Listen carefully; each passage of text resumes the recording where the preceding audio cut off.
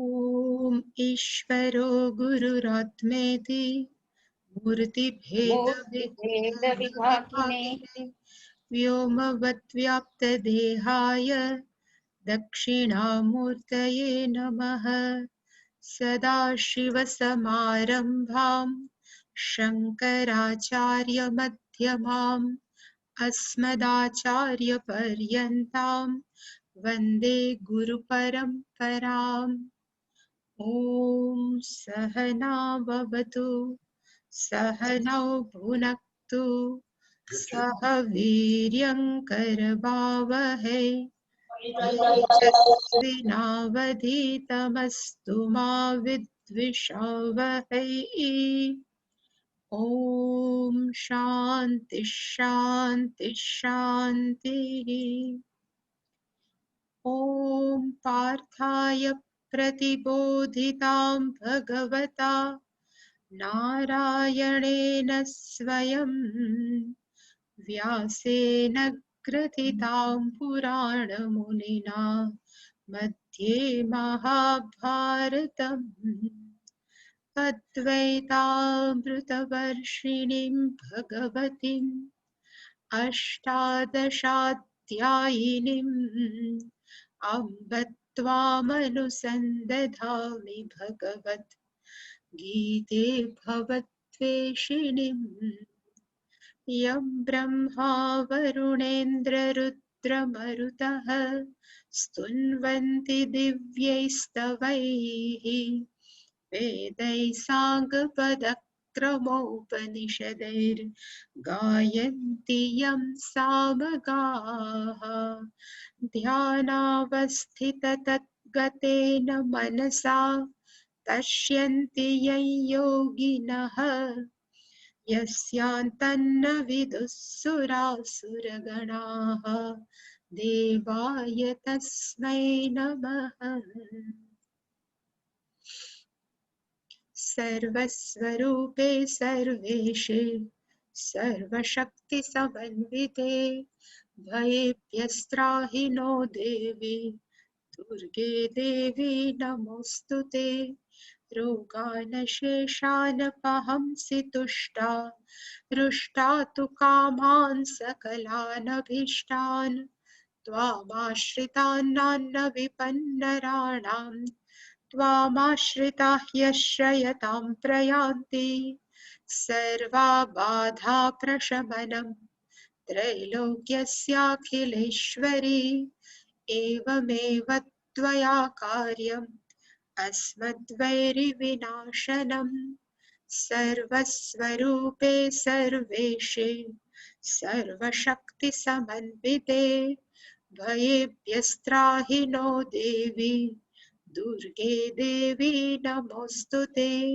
रोगानशेषानपहंसि तुष्टा हृष्टा तु कामान् सकलानभीष्टान् त्वामाश्रितान्नान्न विपन्नराणां त्वामाश्रिताः यश्रयतां प्रयान्ति। सर्वाबाधा प्रशमनं त्रैलोक्यस्याखिलेश्वरी एवमेव त्वया कार्यम् अस्मद्वैरिविनाशनम्। सर्वस्वरूपे सर्वेशे सर्वशक्तिसमन्विते भयेभ्यस्त्राहि नो देवी दुर्गे देवी नमोऽस्तुते। रोगानशेषानपहंसि तुष्टा हृष्टा तु कामान् सकलानभीष्टान् त्वामाश्रितान्नान्न विपन्नराणां त्वामाश्रिताः यश्रयतां प्रयान्ति। सर्वाबाधा प्रशमनं त्रैलोक्यस्याखिलेश्वरी एवमेव त्वया कार्यम् अस्मद्वैरिविनाशनम्। अथ पञ्चदशोऽध्यायः। श्रीभगवानुवाच ऊर्ध्वमूलमधः शाखम् अश्वत्थं प्राहुरव्ययम् छन्दांसि यस्य पर्णानि यस्तं वेद स वेदवित्।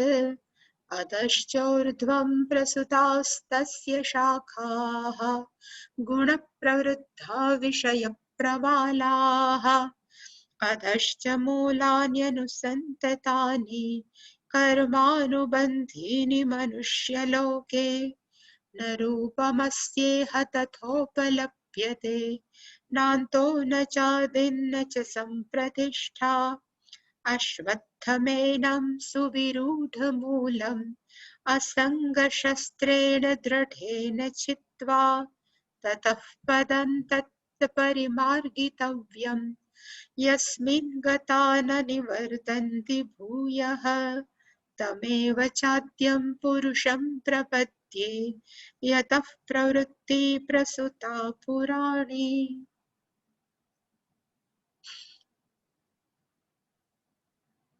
પેલા બે શ્લોકની અંદર ભગવાને સંસાર વૃક્ષનું વર્ણન કર્યું કે એના પાંદડા ક્યાં, પછી એની ડાળો કઈ, એના મૂળ ક્યાં, ઉર્ધ્વ કયા મૂળ છે, ડાઉન બિલો જે નીચે છે ક્યાં મૂળ છે, અને એ મૂળ છે એ આપણને કેવી રીતે કર્મ સાથે બાંધી શકે છે અને આપણને પુનરપી જનનમ પુનરપી મરણમના ચક્કરની અંદર કેવી રીતે ચલાવે છે એ બધું આપણે જોયું.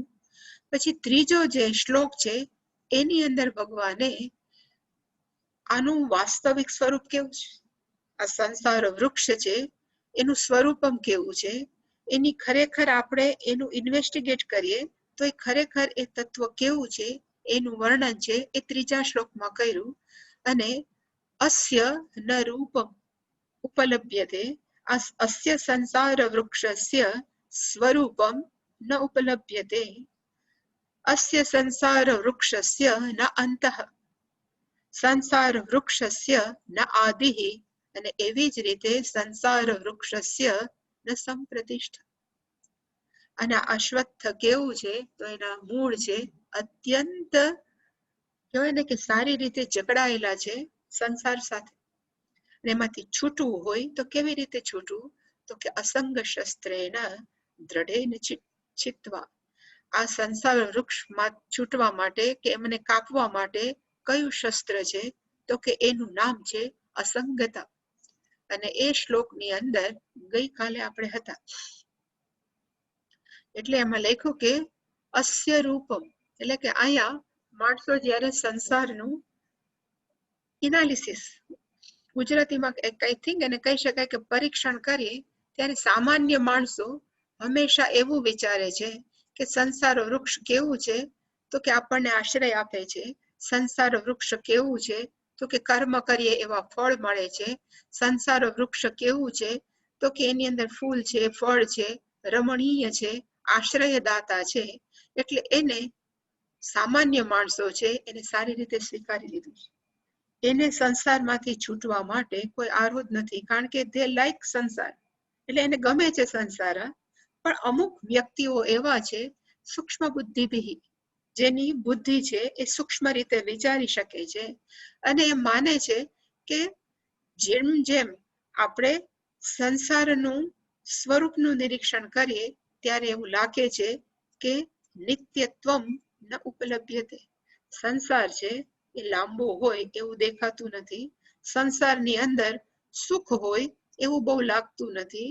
અને શાસ્ત્રની અંદર ઠોકી ઠોકીને કીધું છે કે ધ્રુવાદ્યો, અંતરિક્ષ છે એ કેવું છે, તો કે ધ્રુવા, એનો ક્યારે નાશ નથી, પણ ખબર પડે છે કે જ્યારે પ્રલય થાય ત્યારે પૃથ્વી પણ લીન થાય છે, અંતરિક્ષ પણ લીન થાય છે.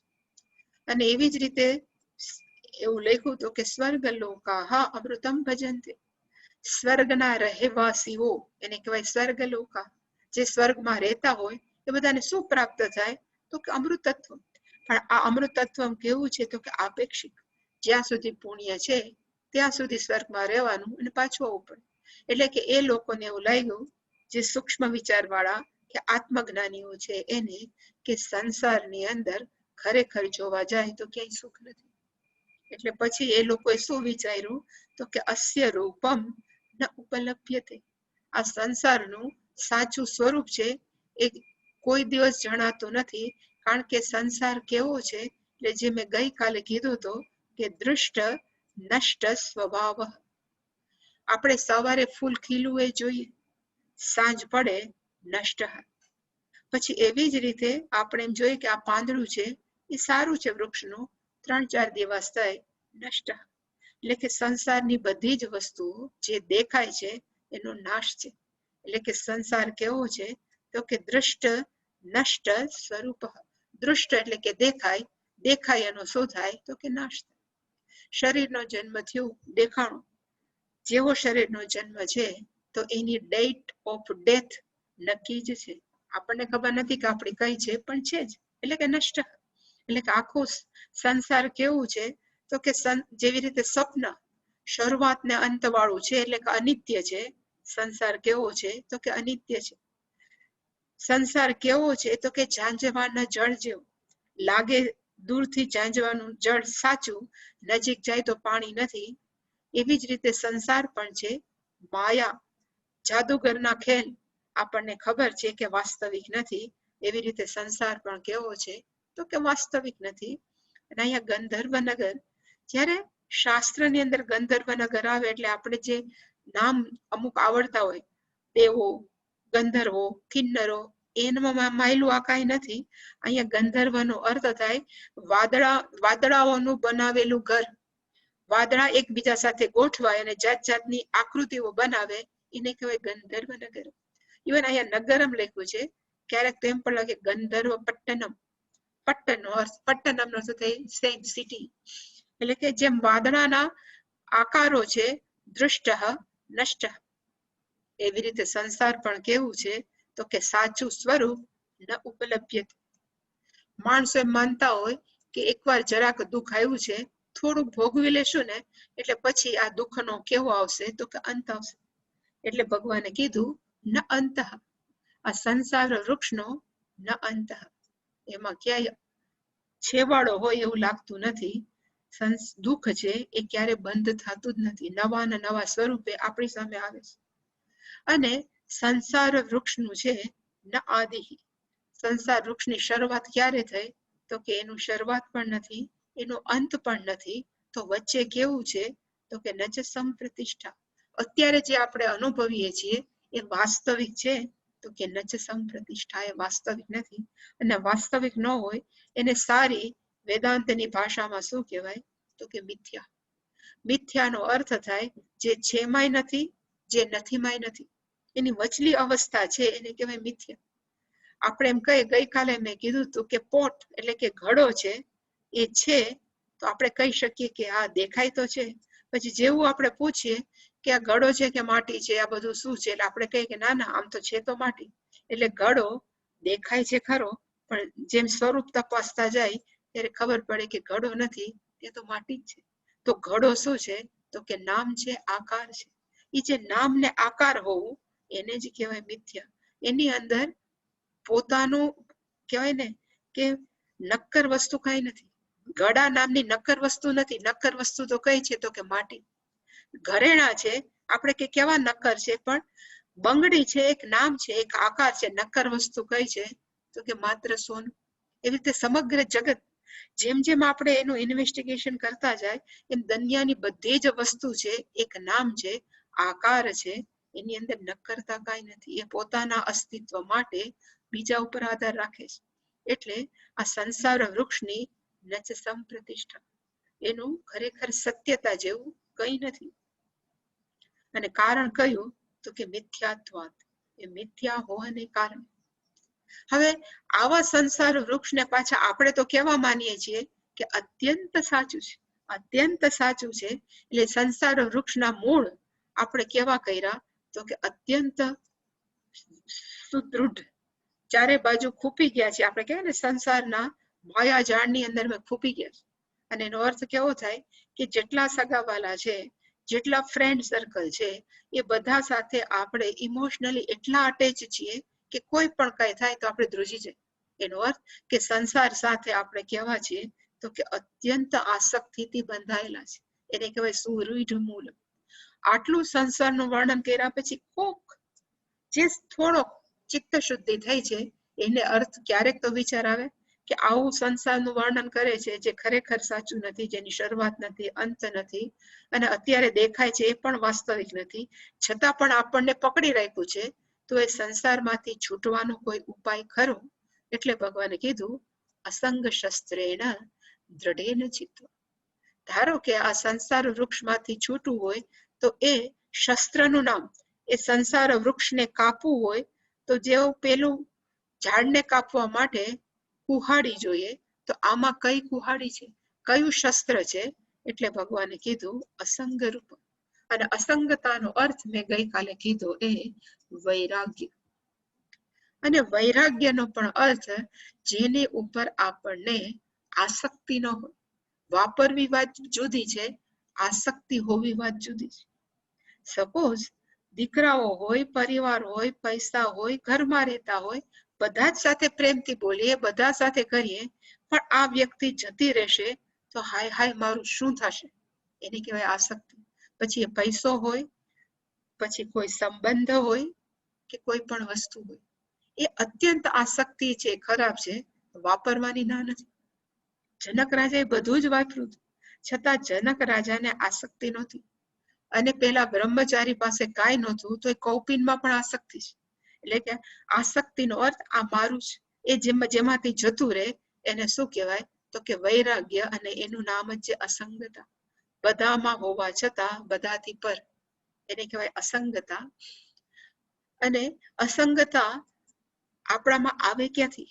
એ વૈરાગ્ય છે એ આપણામાં આવે ક્યાંથી? એટલે એક વાક્ય છે કે માણસો છે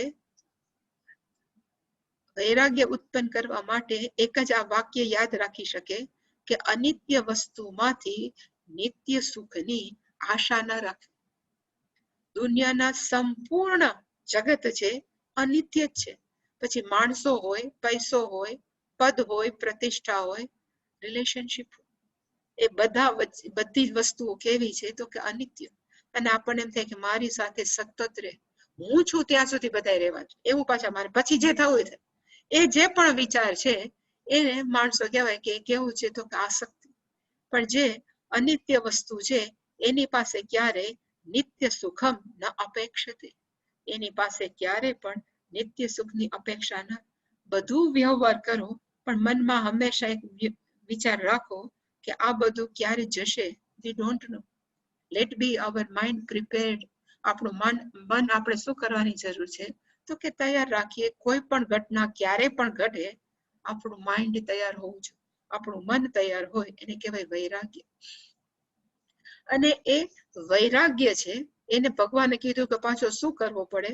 તો કે દ્રઢ કરવો પડે. કુહાડી છે એ બુઠ્ઠી હોય તો એનાથી વૃક્ષ કપાય? તો કે ન કપાય. એટલે જે બધા હોય એ શું કરે? ઇવન ચપ્પુ મેં જોયું છે કે એક પથ્થર હોય, એ પથ્થરની અંદર આમ ઊંચું નીચું કરે એટલે ચપ્પુ કેવું થઈ જાય? તો કે શાર્પ થાય, ધારદાર થાય. એવી જ રીતે આ સંસાર રૂપી વૃક્ષને કાપવા માટે અસંગ શસ્ત્ર છે એને ધારદાર બનાવવું, એને શાર્પ બનાવવું હોય, એને દ્રઢ બનાવવું હોય તો શું કરવું જોઈએ? એટલે શંકરાચાર્યજીએ આ બે વસ્તુ આપી કે બધાના જીવનની અંદર જો આ બે વસ્તુ હોય તો એનાથી શું થાય? તો કે આપણું શસ્ત્ર છે, વૈરાગ્ય રૂપી શસ્ત્ર છે, દ્રઢ બને. અને પેલું કયું? આમાં એક જગ્યાએ લખ્યું છે અશ્મ નિશિતેન. અશ્મનો અર્થ થાય પથ્થરો. પથરા ઉપર કોઈ ચપ્પુ ઘસે ને પથરું શાર્પ થાય. નિશિતેન એનો અર્થ થાય શાર્પ થાય, ધારદાર થાય. એવી રીતે સંસાર વૃક્ષનું જે વૈરાગ્ય છે એનો પથરો કયો? એને ઘસવું એટલે શું? એટલે શંકરાચાર્યજી લખ્યું પુનઃ પુનઃ વિવેક અભ્યાસ. અભ્યાસનો અર્થ થાય રિપીટેશન. વારંવાર એકનું એક રિપીટેશન માણસોએ કરવું. અને કયું? તો કે વિવેકનું. અને કયા પ્રકારનો વિવેક? તો કે બે વિવેક આપણા જીવનમાં હોય તો ઇઝ ગુડ ઇનફ છે. એક નિત્ય અનિત્ય વિવેક, અને બીજો છે જડ અને ચેતનનો વિવેક. નિત્ય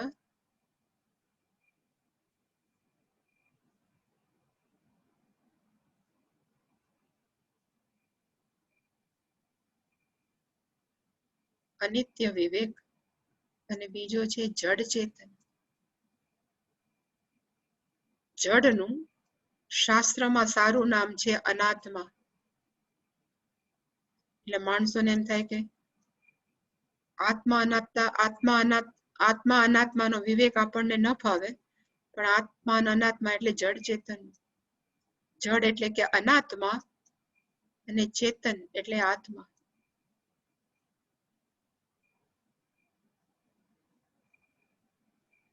એ બે વિવેક હોય તેનાથી પણ આપણું વૈરાગ્ય છે કેવો થાય તો કે દ્રઢ થાય. અને કેવી રીતે દ્રઢ થાય તો કે જે વ્યક્તિની અંદર વિવેક છે એ વ્યક્તિ ક્યારે પણ અનિત્ય વસ્તુમાંથી નિત્ય વસ્તુની આશા ન રાખે.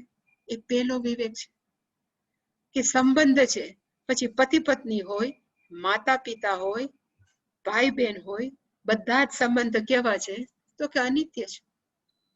અને જો અનિત્ય હોય તો આ ભાઈ છે કે આ પતિ છે કે આ પત્ની છે મારી ભેગા કાયમ રહે એવું શક્ય નથી. એટલે કે એવી જે સ્પષ્ટ સમજણ એને કહેવાય વિવેક. અને બીજો વિવેક છે જડ ચેતન. આપણું શરીર છે એ કેવું છે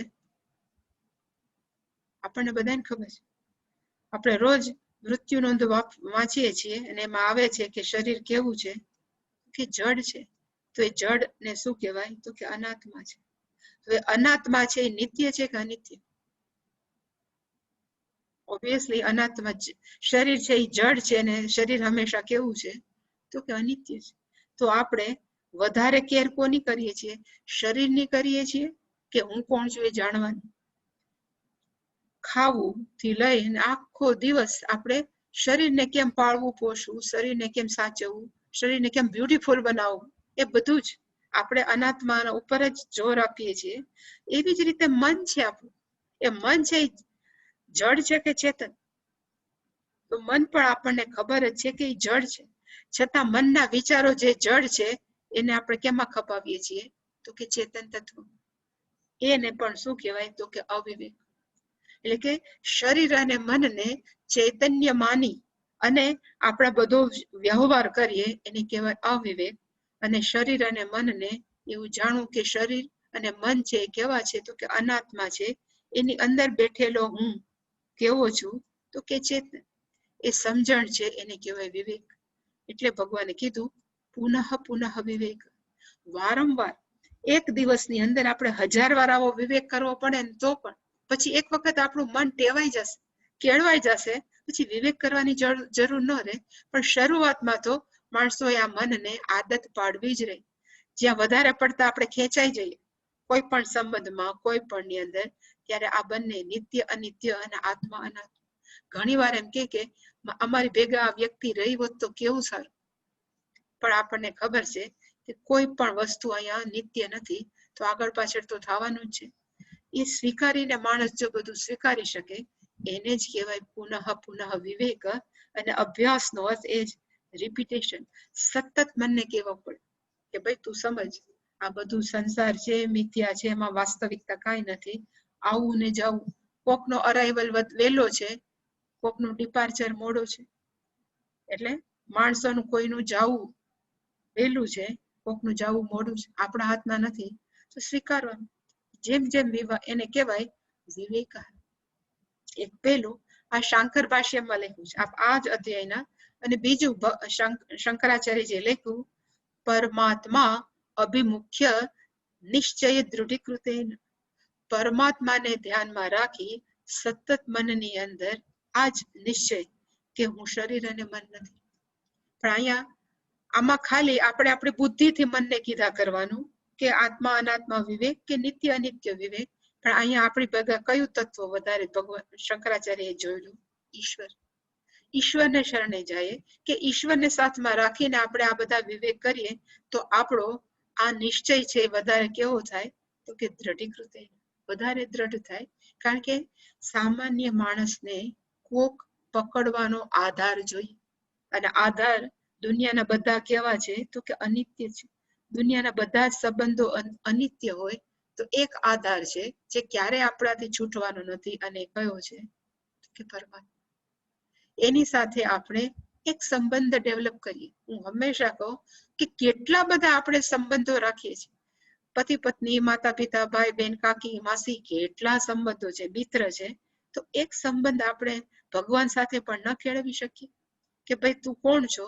તો આપણે જે આપણને ફાવે, તમે માતા જ પિતા, એમાંથી આપણને જે ફાવે કોઈ પણ સંબંધ ડેવલપ કરીએ તો બીજા બધા સંબંધ અનિત્ય છે, પણ પરમાત્મા સાથે આપણે રાખેલો સંબંધ છે હંમેશા કેવો હશે? નિત્ય હશે. શું કામ નિત્ય હશે? કદાચ આ શરીર પડી જશે ને અને બીજું શરીર ભગવાન આવશે તો એ આપણા સંસ્કાર લઈ જાય ભગવાનને પ્રેમ કરવા. એટલે કે બીજા જન્મની અંદર ભગવાન સાથેનો પ્રેમ તો ઉભો જ રહેવાનો. એટલે કે એ સંબંધ જન્મો જન્મ નિત્ય છે, જ્યારે આ બધા સંબંધ કેવા છે કે અનિત્ય. એટલે કે આવી રીતે નિશ્ચય દૃઢીકૃત.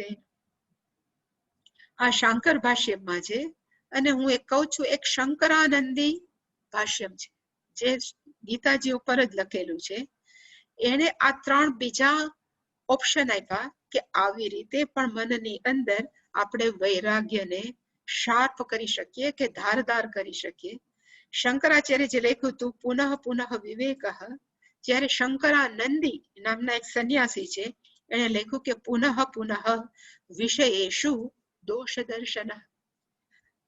વારંવાર વિષયો, દુનિયાના જેટલા શબ્દ રૂપ રસ ગંધ છે એ બધા વિષયોની અંદર આપણે શું જોવાનું? તો કે દોષ. કેવી રીતે દોષ જોવાના?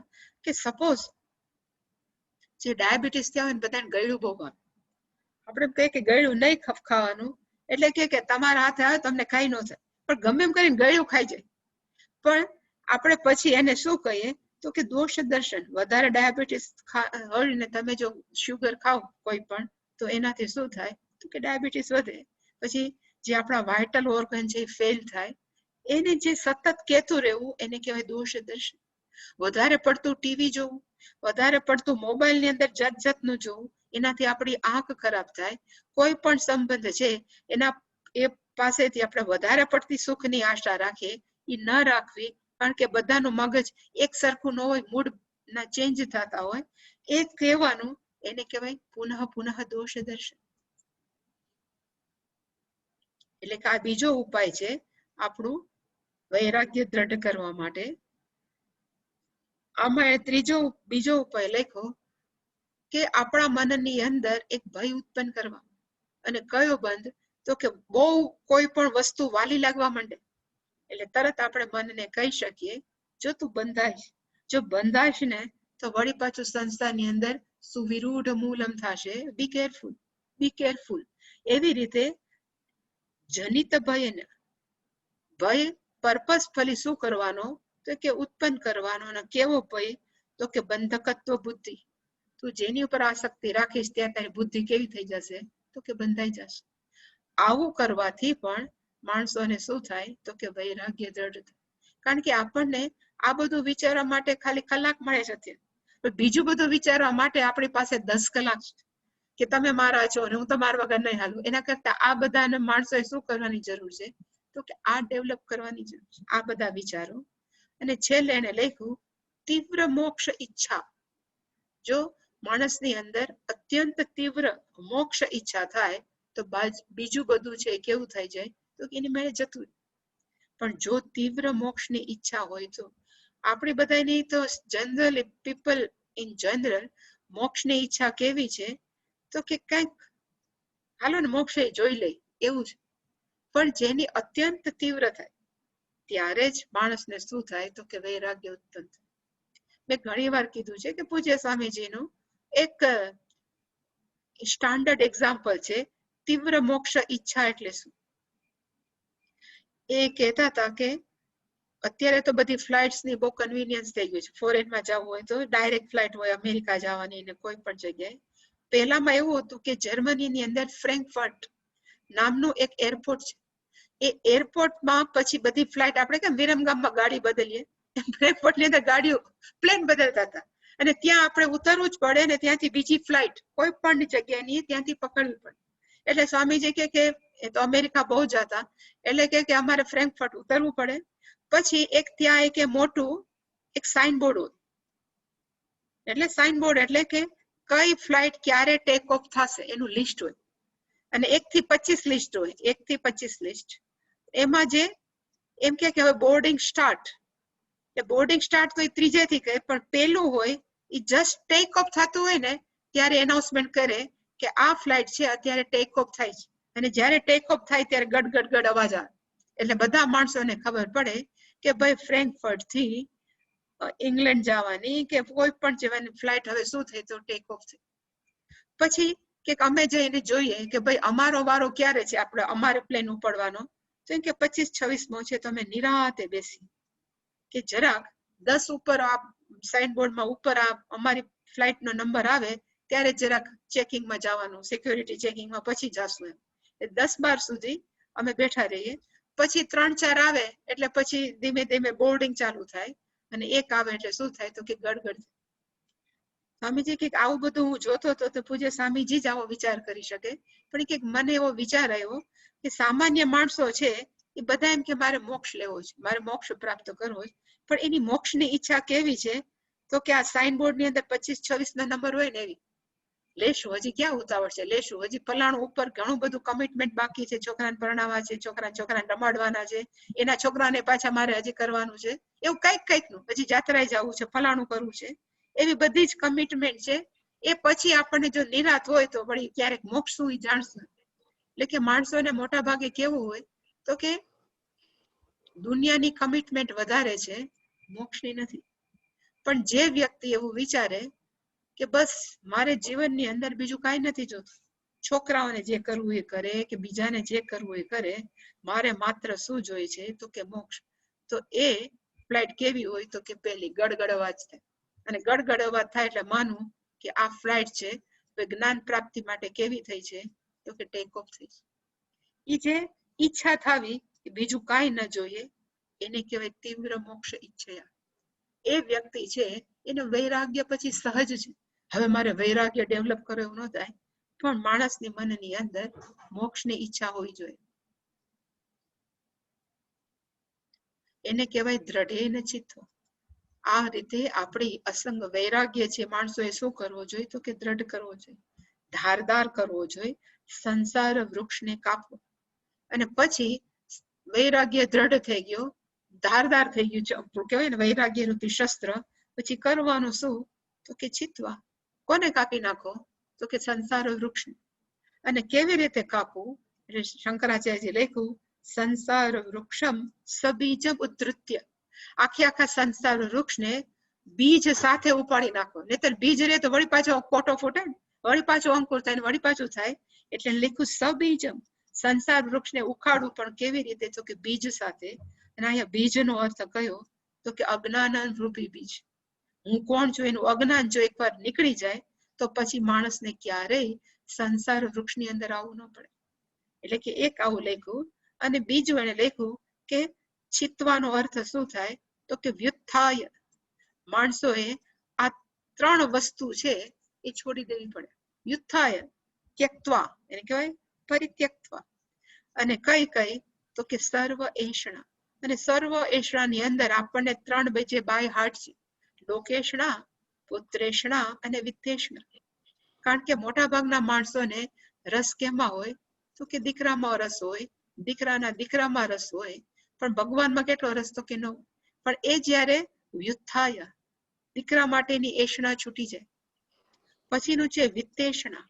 વિત્તનો અર્થ થાય પૈસા.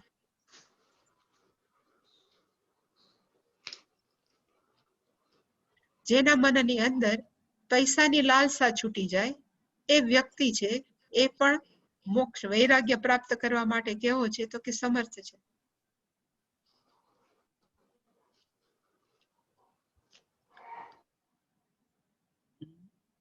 અને છેલ્લું છે લોકેશણા. લોકેશણાનો અર્થ થાય સમાજમાં મારું નામ થાય.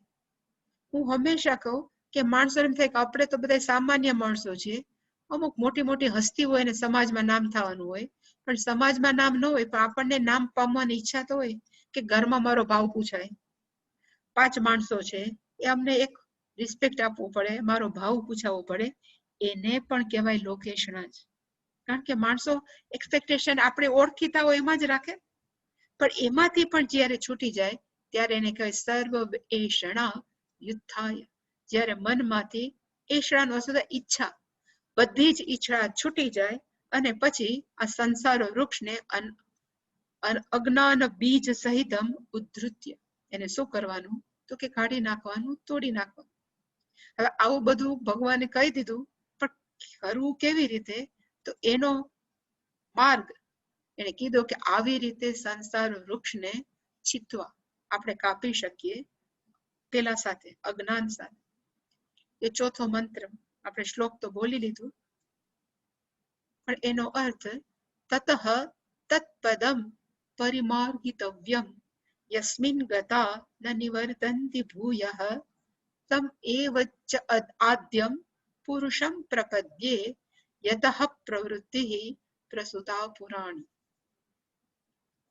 તતઃ નો અર્થ થાય વૈરાગ્ય પ્રાપ્ત કર્યા પછી, અસંગ રૂપી શસ્ત્રને દ્રઢ કરવા માટે કરીને પછી છીતવા, ખરેખર સંસાર વૃક્ષને કાપવું છે. તો કાપવું કેવી રીતે? તો કે પદમ તત્ પરિમાર્ગિતવ્ય. અહીંયા પદ નો અર્થ શંકરાચાર્ય જેવું લખ્યું છે વૈષ્ણવ પદ. જેવું વૈષ્ણવ પદ આવે એટલે બધા ખુશ થઈ જાય કે હાય ભગવાન વિષ્ણુનું નામ તો આવ્યું. પણ વૈષ્ણવ નો અર્થ થાય વ્યાપકાત વિષ્ણુ, જે સર્વ વ્યાપક છે એ તત્વને પરિમાર્ગિતવ્યમ, એમાં આપણે એન્ક્વાયરી કરવી જોઈએ, એની તપાસ કરવી જોઈએ, એને જાણવું જોઈએ. એ સર્વ વ્યાપક તત્વનું શું કરવું જોઈએ? તો કે પરિમાર્ગિતવ્ય. અહીંયા માર્ગણમ નો અર્થ થાય એન્ક્વાયરી, તપાસ, એનાલિસિસ, જાણવું.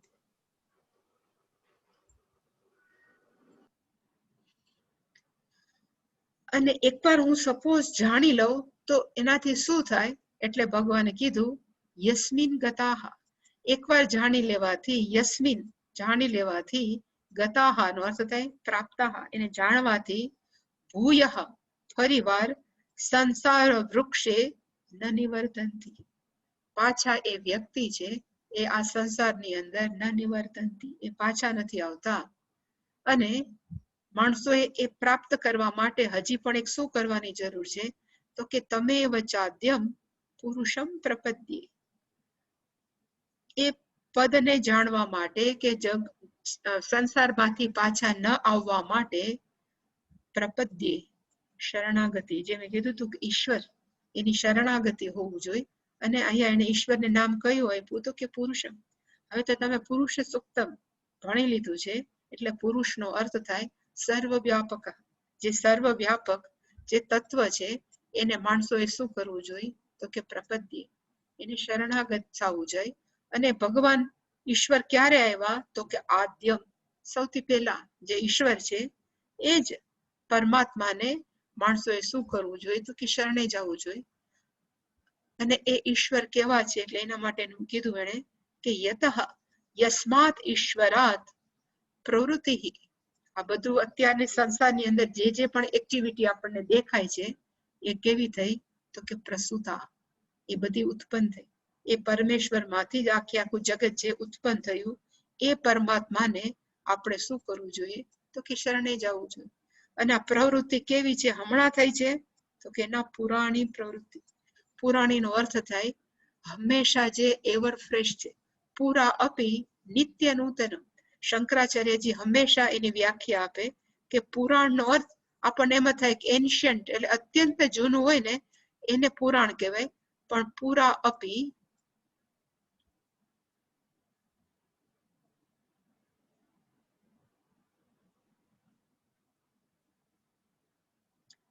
નિત્ય નૂતન, જૂનું હોવા છતાં પણ જે હંમેશા કેવું છે? તો કે નિત્ય નવું. સત્ય નામનો એક શબ્દ છે, સત્યનો અર્થ થાય સાચું બોલવું. સાચું બોલવું છે જૂનું છે કે નવું છે? જૂના એટલે જયારે હરિશ્ચંદ્ર હતા ત્યારે પણ સત્યનું એટલું જ મહત્વ છે જે અત્યારે છે બોલવાનું. તો સત્યને કેવું કહેવાય? તો કે પુરાણ. એવી રીતે અત્યારે આપણે જે ખાઈએ છીએ, પીએ છીએ, જે પ્રવૃત્તિ કરીએ છીએ, પેલાના જે માણસો નહીં કરતા હોય, એ પ્રવૃત્તિ બધી કેવી છે? તો કે પુરાણી. પુરાણી હોવા છતાં નિત્ય નૂતન, જે હંમેશા બધા જ વ્યક્તિઓ માટે અવેલેબલ છે, એને કહેવાય પુરાણમ. એક માણસના મગજમાંથી કાઢી નાખવાનું કે પુરાણું એટલે એકદમ જૂનું હોય ને ભંડારમાં ભંડકિયામાં પડ્યું એને પુરાણ ન કહેવાય. એવર ફ્રેશ, ઇંગ્લિશમાં કહેવાય એવર ફ્રેશ. જ્યારે પણ આપણે વાપરીએ ત્યારે હંમેશા આપણને કેવું હોય તો કે ઉપયોગી છે. એટલે કે આ પ્રવૃત્તિ છે, સંસારની પ્રવૃત્તિ ચાલ્યા કરે છે, એ પેલાય ચાલતી હતી, અત્યારે ચાલે છે, એટલે પુરાણી પ્રવૃત્તિ. એનો અન્વય મેં આ લખ્યો છે કે તત હતત પરિમાર્ગિતવ્ય. આ પેલું વાક્ય છે. બીજું વાક્ય છે યસ્મિન ગતાહ ભૂયઃ ન નિવર્તન્તિ. જેને જાણવાથી પછી પાછું આવવાની જરૂર નથી રહેતી. તમ એવ ચ, એ જ પદમ વાળા પરમાત્માને આદ્યમ પુરુષમ પ્રપદ્ય. એ ત્રીજું વાક્ય છે. ભગવાનને જાણવાનું, એને શરણે જવાની જરૂર છે. યતઃ પુરાણી પ્રવૃત્તિ પ્રસુતા. જેમાંથી આખી પુરાણી પ્રવૃત્તિ છે એ શું થઈ છે તો કે એમાં નીકળી છે. આપણે છે પ્રસુતાનો અર્થ થાય બાળક આવ્યું, પ્રસુત. એવી રીતે આખું જગતની પ્રવૃત્તિ એ પરમાત્માથી નીકળી. એટલે મહત્વનું શું છે તો કે ભગવાનને શરણે જાઓ. માછીમાર હોય ને, એ માછલીને પકડવા માટે એ જાળ નાખે. હવે જાળ નાખે એટલે બધી માછલી પકડવાની આજુબાજુ હોય. અમુક માછલી જે સ્માર્ટ હોય, એ માછલી શું કરે તો કે જે માછીમાર હોય ને પગની આજુબાજુ ફરે, સાવ નજીક, તો એ ઝાડમાં ન ફસાય. કારણ કે એ કેવી થઈ ગઈ તો કે માછીમારને પ્રપદ્ય, એને શરણે થઈ, તો ઝાડમાં ન ફસાય. એવી રીતે પરમાત્માએ શું કરી છે તો કે સંસાર રૂપી પ્રસુતા પ્રવૃત્તિ રૂપી ઝાડ નાખી છે. એમાંથી છૂટવા માટે શું કરવાની જરૂર છે તો કે પુરુષમ પ્રપદ્ય. માણસ જો ઈશ્વરને શરણે જાય તો માણસ શું થઈ જાય તો કે જગતમાંથી છૂટી જાય.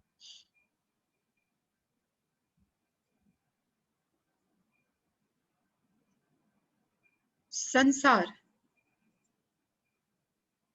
માણસ હંમેશા, આપણે તો સંસારને બહુ જોતા નથી, પણ જેમ જેમ સંસારનું આપણે સ્વરૂપ જોયું તો આપણને કેવું લાગ્યું તો કે રહસ્યમય. રહસ્યમય નો અર્થ મિસ્ટીરિયસ. એનું ગુજરાતી આઈ થિંક રહસ્યમય થાય. આપણને એમ લાગે કે આ મારું બહુ છે, પણ આપણું કોઈ હોય જ નહીં. આ હંમેશા મારી સાથે રહેશે એ ન રહે.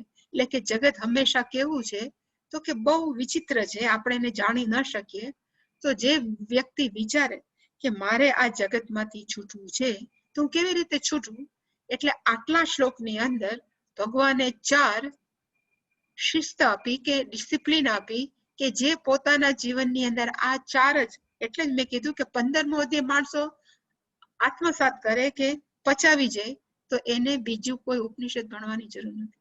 એટલે ભગવાને કીધું કે આ 4 ડિસિપ્લિન કે 4 શિસ્ત પોતાના જીવનમાં માણસ ઉતારે તો આ જગતમાંથી ન નિવર્તનથી, પાછા ન આવે. એ 4 શિસ્ત કે ડિસિપ્લિન કઈ છે તો કે પેલું છે વૈરાગ્ય, જે આપણે જોયું પ્રીવિયસ, એટલે કે આગલા શ્લોકની અંદર. પછી બીજું છે બ્રહ્મ વિચાર, એ કયું છે આપણે જોશું.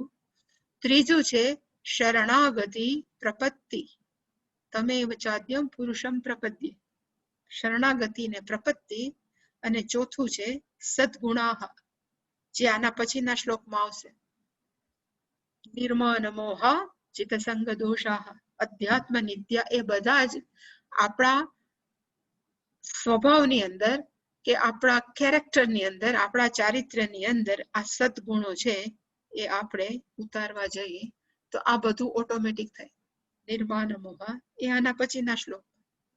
વૈરાગ્ય છે આપણે જોઈ લીધું. હવે 3 છે એ ભગવાન ડિસ્કસ કરશે કે જે માણસને ખરેખર છૂટવું હોય સંસારમાંથી તો કેવી રીતે છૂટી શકાય. તો કે પેલું વૈરાગ્ય જોયું, બીજું છે બ્રહ્મ વિચાર. બ્રહ્મ વિચાર એટલે શું, એટલે ભગવાને જે આમાં કીધું તતઃ તદ પદમ પરિમાર્ગિતવ્યમ. તતઃ નો અર્થ થાય વૈરાગ્યમ પ્રાપ્તવા. એકવાર વૈરાગ્ય પ્રાપ્ત થાય પછી માણસોએ શું કરવાની જરૂર છે તો કે તત્પદમ. એટલે અહીંયા પદનો અર્થ મેં લખ્યો નથી, પણ પદનો અર્થ થાય વૈષ્ણવ પદમ. અને વૈષ્ણવનો અર્થ થાય વ્યાપકાત વિષ્ણુ તત્ સ્વરૂપમ વૈષ્ણવમ. હું લખી નાખીશ, હું આજે મહેનત લઈ. વૈષ્ણવમ, અને વૈષ્ણવમ નો અર્થ થાય વ્યાપકાત.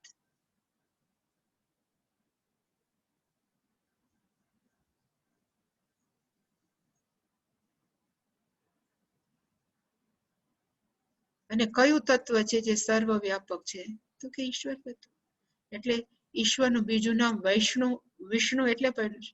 જે સર્વવ્યાપક છે એને માણસોએ શું કરવું જોઈએ? પરિમાર્ગિતવ્ય. જેને ઉપદેશ સારમાં યાદ હોય એમાં છે માર્ગણમ કૃતે, પછી એકે માર્ગ નથી. અહીંયા માર્ગનો અર્થ થાય જાણવું જોઈએ, જાણવું જ જોઈએ, એનાલિસિસ કરવું જ જોઈએ. એટલે કે પરિમાર્ગનો અર્થ થાય ટુ બી એનાલિસિસ્ડ. અને તવ્ય પ્રત્યે છે ને સંસ્કૃતમાં જ્યારે પણ આવે એને કહેવાય ટુ બી ડન, કરવું જ જોઈએ. આપણે કઈ કર્તવ્ય નો અર્થ આ કરવું જ જોઈએ, એવી રીતે પરિમાર્ગિતવ્ય નો અર્થ થાય જાણવું જ જોઈએ. અને એને જાણવું કેવી રીતે? તો કે શાસ્ત્રની અંદર ભગવાને કીધું કે માણસોએ શું ડેવલપ કરવાની જરૂર છે? તો કે વૈરાગ્ય. હવે વૈરાગ્ય કેવી રીતે આવે? ભગવાન ઉપર તો આમ તો કહી દીધું કે માણસોએ દ્રઢ વૈરાગ્ય કેળવવો જોઈએ. અને દ્રઢ વૈરાગ્ય કેવી રીતે આવે? તો કે એક જ ઉપાય છે અને એનું નામ છે કર્મયોગ. જેટલો કર્મયોગ આપણે પ્રેમથી કરીએ એટલા આપણા મનની અંદર વૈરાગ્ય ઉત્પન્ન થાય. અને કર્મયોગ એટલે કેવી રીતે? તો કે કોઈ પણ કર્મ, હું જે પણ કર્મ કરું એ મારા માટે નહીં, પરિવાર માટે નહીં, કોઈ માટે નહીં. એ કર્મ હું કોના માટે કરું છું? તો કે ઈશ્વર માટે. પછી બધાય આનંદ ભલે લેતા પરિવારજન, પણ આપણા મનની અંદર એ ભાવ હોવો જોઈએ કે આ કર્મ છે હું ઈશ્વર માટે કરું છું. અને આપણા જીવનની અંદર જાત જાતના ફળ આપણે ભોગવતા હોય એક દિવસની અંદર પણ, સારા ખરાબ, કોઈ સારું બોલે ખરાબ બોલે, બધા ફળ. આપણે ફળનો અર્થ થાય આપણા મનની અંદર આપણે જે બધું અનુભવીએ છીએ એને કહેવાય કર્મફળ. આપણે દુઃખ અનુભવીએ તો એનો અર્થ કે આપણે અત્યારે પાપ કર્મ ભોગવીએ છીએ. એટલે કે સુખ અને દુઃખ છે એ ખરેખર કર્મફળ છે. એ બધું જયારે આપણા જીવનમાં આપણે ભોગવીએ ત્યારે આપણે કેવી રીતે કકળાટ કરીને ભોગવીએ? તો આપણે શાસ્ત્રમાં કીધું કર્મયોગમાં ભગવાને કે ઈશ્વર દત્ત છે તો ઈશ્વરની પ્રસાદી છે એવી ભાવનાથી જો આપણે કર્મફળ સ્વીકારીએ તો એક દિવસ એવો આવશે હવે મારે વૈરાગ્ય કેળવવો છે એવું નહીં થાય. વૈરાગ્ય વિલ બી નેચરલ. માણસની અંદર વૈરાગ્ય છે કેવો થઈ જશે? તો કે સહજ થશે, એમાં પ્રયત્ન નહીં કરવો પડે. અને જે વૈરાગ્ય વાળી વ્યક્તિ હોય એને ભગવા કપડા પહેરવાની જરૂર નથી, પણ એ વ્યક્તિની વિચારધારાની અંદર પરિવર્તન આવે, એની થિંકિંગ પ્રોસેસની અંદર પરિવર્તન આવે. અને કયા પ્રકારનું પરિવર્તન આવે? એટલે અહીંયા જસ્ટ મેં મુંડક ઉપનિષદનું એક લાઈન કોટ કરી છે, મંત્ર, અકૃતઃ કૃતેન નાસ્તિ. અકૃતઃ નો અર્થ થાય મોક્ષ, અથવા હું એને કહું છું કે હંમેશ માટેનું સુખ, એને કહેવાય મોક્ષ. એટલે કે સુખ પરમેનન્ટ સુખ છે. કૃતેન નાસ્તિ, નિત્ય સુખ છે એ કર્મ કરવાથી નથી મળતું. અને નિત્ય સુખ ઇઝ ઇક્વલ ટુ મોક્ષ. નિત્ય સુખ છે કૃતેન, કર્મ કૃતેન નાસ્તિ. ગમે એટલા કર્મ કરીએ આપણે, ઉપાસના કરીએ કે ગમે એટલા કરીએ, એ કર્મ દ્વારા મને ક્યારે પણ નિત્ય સુખ ન મળે. અને શું કામ ન મળે? એટલે આપણે આઈ થિંક એકવાર આ જોયું છે, એટલે મેં ડીપ એટલે બહુ વધારે પડતું નથી લખ્યું, પણ કર્મ આપણે કોઈ પણ કાર્ય કરીએ એની અંદર 3 દોષ છે કે ડિફેક્ટ છે. અને કયા કયા ડિફેક્ટ છે? તો કે એક કર્મ છે એ ગમે એટલું આપણે કરીએ પણ એની અંદર દુઃખ મિશ્રિત તત્વ છે. એની અંદર ક્યાંક તો દુઃખના અંશ હોય જ. માણસો બહારથી બધાને હસતા દેખાય, સારા દેખાય, પણ પર્સનલી જયારે પૂછવામાં આવે તો કે બધું સારું છે પણ, અને પછી પણ નું લિસ્ટ લાંબુ હોય. એટલે કે હંમેશા બધા જ કર્મો કેવા છે? તો એમાં ક્યાંક દુઃખની છાંટ હોય જ, દુઃખ મિશ્રિત તત્વ. અને એવું કે છે કે કોઈ પણ વસ્તુ મેળવવા માટે પ્રાપ્તે દુઃખમ, પ્રાપ્ત કરવા માટે પણ ઘણો બધો પરિશ્રમ કરીએ, અને મળી ગયા પછી આપણને ગેરંટી નથી કે આપણી પાસે રહેશે જ. એટલે કે એ ગમે એટલું મેન્ટેન કરીએ તો પણ તકલીફથી મેન્ટેન થાય, અને કઈ વસ્તુ કઈ વ્યક્તિ ક્યારે જાય ખબર નથી. એટલે કે કોઈ પણ કર્મ છે એ કેવું છે? દુઃખ મિશ્રિત તત્વ. આ પેલો એનું ડિફેક્ટ કે દોષ છે. કર્મનું બીજું દોષ છે અતૃપ્તિકરત્વ. ગમે એટલું કામ કરીએ ને તો આપણને એમ થાય કે આના કરતા વધારે કંઈક કર્યું હોત તો સારું હતું.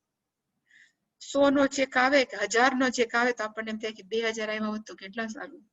કે ફલાણું ગમે એટલું થાય તો આપણે જીવનની અંદર જેમ આપણે કે 99નો ધક્કો, એવી રીતે માણસોને ક્યારે પણ જેટલું મળ્યું છે એનાથી તૃપ્તિ નથી. બહુ પૈસાદાર હોય એને વધારે મિલિયોનર થવું છે, જે ગરીબ છે એને થોડુંક પૈસાદાર થવું છે. કાંઈક ને કાંઈક માણસના જીવનની અંદર અતૃપ્તિ જ હોય, કોઈને ક્યારે તૃપ્ત નથી થતા. એટલે કે કર્મ હંમેશા આપણને શું આપે છે? અતૃપ્તિકરત્વ.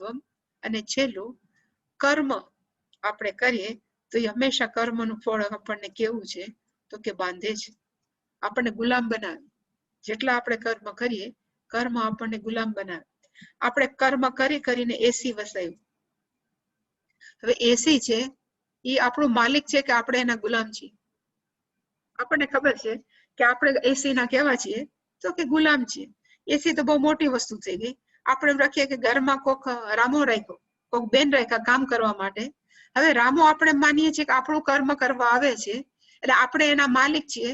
પણ ખરેખર એ નોકર છે એ માલિક છે કે આપણે એના માલિક છીએ? નોકરના આપણે કેવા છીએ? તો કે ગુલામ. નોકર એમ કહી દે કે ભાઈ હું 3 દિવસ નથી આવવાનો, તો 3 દિવસના કપડા ધોઈને આપણે એને આપી દઈએ કે 3 દિવસ આપણે ન ધોઈએ, કારણ કે નોકર નથી. એટલે કે આપણે નાની નાની વસ્તુના કેવા થઈ ગયા છીએ? તો કે બંધક. હંમેશા કોઈ પણ વસ્તુ આપણે લઈએ છીએ કે ઇઝ એ લક્ઝરી, કે આ ભાઈ બહુ મજા આવશે, પણ લક્ઝરી પછી નેસેસિટી થઈ જાય. આ બહુ જરૂરિયાત હતી એટલે જ અમે લીધું. આ જરૂરિયાત અને જરૂરિયાત છે એને કેવું શું કહેવાય? તો કે બંધકત્વ. એટલે કે આ બધા જ માણસો એનું શું કર્યું? તો કે પરીક્ષણ કર્યું. કોણે? તો કે જેની અંદર વૈરાગ્ય છે, કર્મયોગ કરી કરીને જેની અંદર વૈરાગ્ય છે, એ વ્યક્તિએ નક્કી કર્યું કે નિત્ય સુખ છે એ ગમે એટલું કર્મ કરી કરીને આપણે ઊંધા પડી જાય, પણ મને નિત્ય સુખ નથી, કારણ કે કર્મની અંદર કૃત એટલે કે કર્મ, એની અંદર આટલા દોષ છે. તો વેર ઇઝ નિત્ય સુખમ? તો પછી નિત્ય સુખ છે ક્યાં? એટલે પછી એમાં લખ્યું તત્ વિજ્ઞાનેન ગુરુમેવ અભિગચ્છે. માણસોએ જાણવું જ જોઈએ કે નિત્ય સુખ ક્યાં છે. તો એને ક્યાં જવું પડે? તત્ વિજ્ઞાનેન. તત્ નિત્ય સુખમ વિજ્ઞાનેન. એ નિત્ય સુખનું જ્ઞાન પ્રાપ્ત કરવા માટે બીજે ક્યાંય જવાની જરૂર નથી. ગુરુમેવ. માણસોએ ક્યાં જવું પડે? તો કે ગુરુ પાસે. અને ગુરુ પાસે બેસી અને શું કરે? એટલે મેં લખ્યું કે ગુરુ એમને બોલે નહીં, પણ ગુરુ શાસ્ત્રાભ્યામ તચ્ચિંતનમ કૃત્વા. એ જે વ્યક્તિ છે એને ગુરુ પાસેથી શાસ્ત્રનો અભ્યાસ કરવો પડે. અને શાસ્ત્રનો અભ્યાસ કરે એમાં જે આપણને બાય હાર્ટ છે, શ્રવણ કરવું પડે, મનન કરવું પડે, નિધિધ્યાસન કરવું પડે. તો શ્રવણ કરવાથી શું થાય? એટલે મેં લખ્યું કે સ્વસ્ય અજ્ઞાનમ દૂરીકૃત્વા. આપણા પોતાના અજ્ઞાનથી આપણે દૂર થાય. કારણ કે હું કોણ છું એને આપણે તો હજી અજાણા છીએ. હું તો એમ જ માનું છું કે આનો હું પિતા છું, કે આને હું માતા છું, આનો હું ભાઈ છું, આની હું બેન છું. એ જ આપણું જે બોલીએ છીએ એ જ અજ્ઞાન છે. પણ જ્યારે શ્રવણ કરીએ ત્યારે સ્વસ્ય પોતાનું અજ્ઞાન છે એ આપણે શું થાય? તો કે શાસ્ત્ર છે દૂરીકૃત્વા, એ દૂર કરે છે. અને કરે છે શું શાસ્ત્ર? તો કે સ્વસ્વરૂપમ પ્રકટીકરોતિ. શાસ્ત્ર છે પોતાનું વાસ્તવિક સ્વરૂપ છે એ શું કરશે? તો આપણી પાસે પ્રકટ કરશે. અને પ્રકટ કરીને એમ કહેશે કે તું જ છો.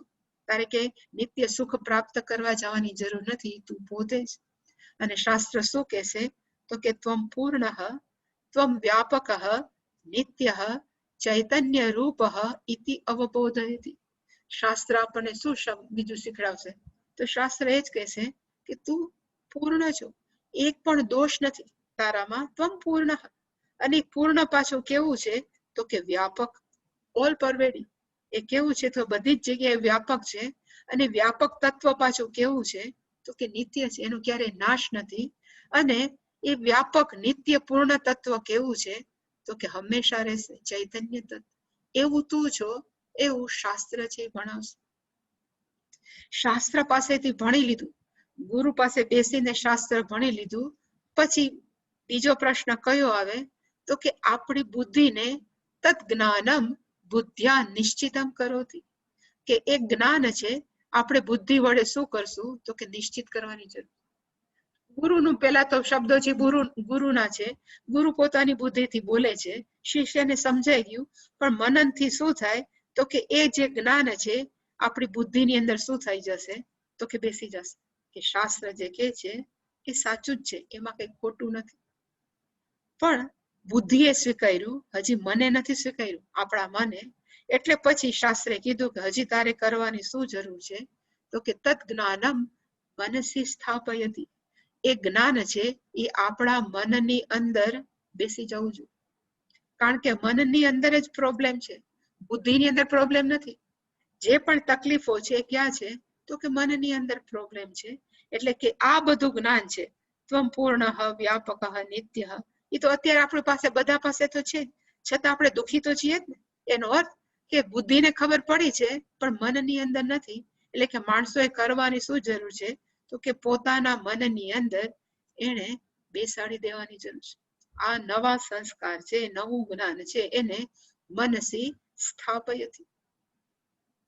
અને આને જ શું કહેવાય? તો કે આને કહેવાય પરિમાર્ગિતવ્ય.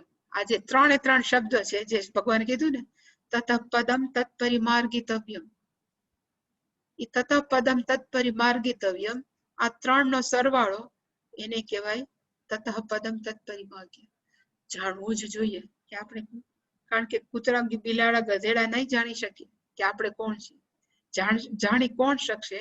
તો કે આપણે મનુષ્ય જ જાણી શકશે. એટલે કીધું તવ્યમ, પરિમાર્ગિતવ્યમ. આપણને એકવાર ખબર પડી ગઈ કે આ બધું જાણવું જ જોઈએ, પણ પાછા આપણે તો વાણિયા બુદ્ધિ ને, કે ધારો કે હું જાણી લઉં તો મને શું થશે, મારું શું થશે?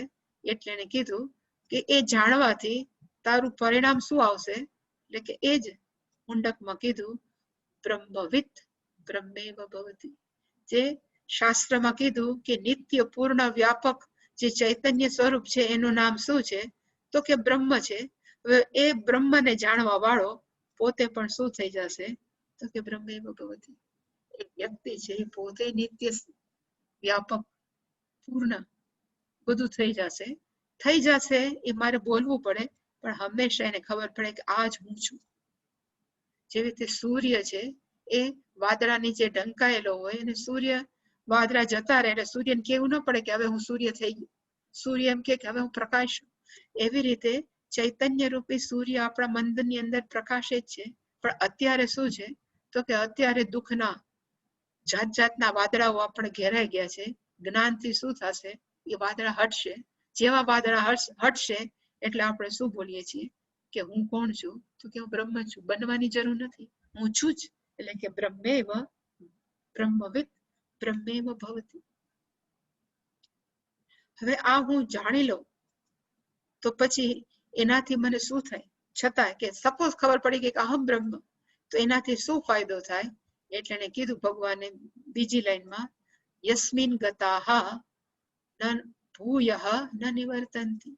યસ્મિન નો અર્થ થાય એ પદે, એ વૈષ્ણવ પદને જાણવાથી, ગતાહ નો અર્થ થાય પ્રવિષ્ટા, જાણવાથી, જ્ઞાત્વા, ભૂયઃ જે અંદર છે એનો અર્થ થાય પરિવાર, સંસારાય ન નિવર્તન્તિ. એ વ્યક્તિને પાછું સંસારની અંદર આવવું નથી પડતું. અને શું જાણવાથી? તો કે તત્પદ પરિમાર્ગિતવ્ય. માણસો એમ પૂછે કે તમે બધું પરિમાર્ગિતવ્યમ છે, ઇટ સીમ્સ વેરી ડિફિકલ્ટ, નો? આપણે કહી શકીએ કે બહુ અઘરું દેખાય છે. કે બ્રહ્મ જ્ઞાનમ તત સંસાર નિવૃત્તિ ફલમ કઠિનમ પ્રતીતઃ. એ અત્યંત અઘરું દેખાય છે, કઈ સહેલું કરો ને. કોઈ પૂછે એટલે ભગવાન કીધું આદ્યમ પુરુષમ પ્રપદ્ય. માણસોએ શું કરવાની જરૂર છે? તો કે પરિમાર્ગિતવ્યમ જો અઘરું લાગતું હોય તો ઈશ્વર છે એને શરણે જાઓ. પણ ઈશ્વરને શરણે કેમ જવું એ આપણે આવતીકાલે.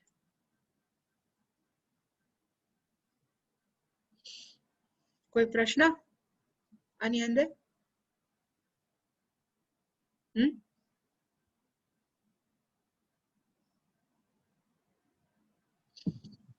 કોઈને પૂછવો છે? પ્રશ્ન તો નથી, પણ આજે તો બહુ ક્ષણમાં સમય વયો ગયો એવું થયું. એટલું સરસ સમજાયું. બસ આપણે એમાં મંડી પડવું, બીજું શું? હે અત્યારે જે સમજાયું. બીજા કોઈને પ્રશ્ન નથી તો પૂર્ણમદ કરીએ. ઓકે. ઓમ પૂર્ણમદ પૂર્ણમિદં પૂર્ણાત પૂર્ણમુદચ્યતે पूर्णस्य पूर्णमादाय पूर्णमेवावशिष्यते। ओम शांति शांति शांति। हरि ओम श्री गुरुभ्यो नमः। हरि ओम।